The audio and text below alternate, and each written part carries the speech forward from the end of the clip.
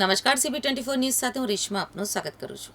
રાજ્ય સરકારે Gujarat registration of marriages rules હેઠળ લગ્ન નોંધણીની પ્રક્રિયામાં સુધારો કરવા નિયમોમાં ફેરફાર કરવાનો નિર્ણય કર્યો છે.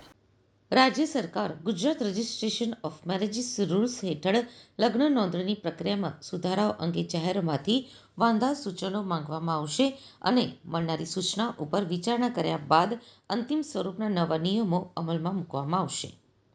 હર્ષ સંઘવીએ જણાવ્યું કે અમને પ્રેમથી કોઈ જ વાંધો નથી, પણ કોઈ સલીમ સુરેશ બનીને દીકરીને ફસાવશે તો તે નહીં છોડીએ. ગુજરાત વિધાનસભાના 8મા સત્ર માટે શુક્રવાર 20મી ફેબ્રુઆરી 2026ના રોજ સવારે 9 વાગ્યે ગૃહની કાર્યવાહી પ્રશ્નોત્તરી કાળથી શરૂ થઈ હતી, જેમાં ખેતી, પશુપાલન, ગૌ સંવર્ધન, મરઘા ઉછેર, સહકાર, ગ્રામ વિકાસ, પર્યાવરણ અને ક્લાઇમેટ ચેન્જ જેવા મહત્વના વિભાગોના પ્રશ્નો લેવાયા હતા. ગુજરાત વિધાનસભામાં નિયમ 44 હેઠળ નાયબ મુખ્યમંત્રીએ જાહેર અગત્યની બાબતે મહત્વપૂર્ણ નિવેદન આપ્યું હતું.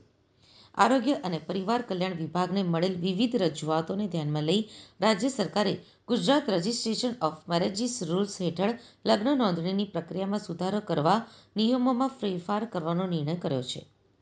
આ સુધારાઓ અંગે જાહેરમાંથી વાંધા સૂચનો માંગવામાં આવશે અને મળનારી સૂચના ઉપર વિચારણા કર્યા બાદ અંતિમ સ્વરૂપના નવા નિયમો અમલમાં મૂકવામાં આવશે, જેથી લગ્ન નોંધણી પ્રક્રિયા વધુ પારદર્શક અને સુગમ બને. લાખો માતાઓની વેદનાને વાચા આપતા રાજ્યના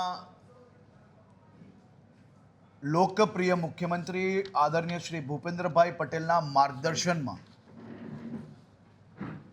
લગ્ન નોંધણીના નિયમોમાં રહીને લગ્ન નોંધણીની પ્રક્રિયામાં ટ્રાન્સપરન્સી અને કડકાઈ જોડેના નવી પદ્ધતિઓ રાજ્ય સરકાર દ્વારા ડિક્લેર કરવામાં આવી છે.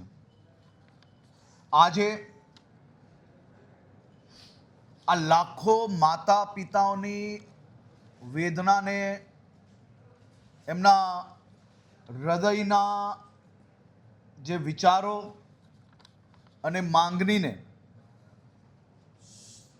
રાજ્ય સરકાર દ્વારા ખૂબ જ ગંભીરતાપૂર્વક ધ્યાને લઈને રાજ્યની તમામ માતાઓને એક અદ્ભુત કવચ એ રાજ્યની ભારતીય જનતા પાર્ટીની સરકાર દ્વારા આપવામાં આવ્યું છે.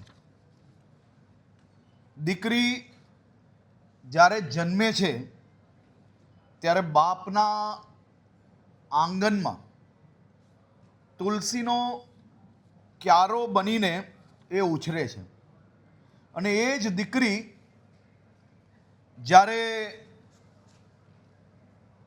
યુવાન થાય ત્યારે કોઈ લેભાગુ, ટપોરીઓ